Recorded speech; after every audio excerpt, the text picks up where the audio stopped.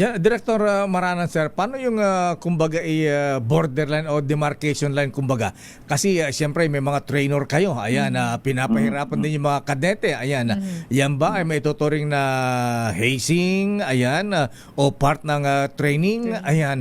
Paano nyo i-differentiate yun, General Sir, kung ito ay hazing o part ng training ng mga kadete? Yung lahat ng mga activities na ginagawa dito sa PNPA, yan ay nakalagay sa isang manual, kung ano ang kanilang mga activities from sa umaga hanggang gabi, napapaloob yan sa isang schedule. So for example, schedule nila ng pag-e-exercise.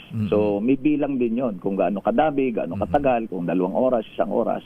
So that is not hazing. Ang sinasabing hazing or maltreatment ay yung sumosobra ka na doon sa authorized na ipinapagawa lang nung manual. So pag labis-labis na ang pagpapa-exercise, labis-labis na yung oras at yung bilang, ay hazing na yon, makukonsider na natin na hazing.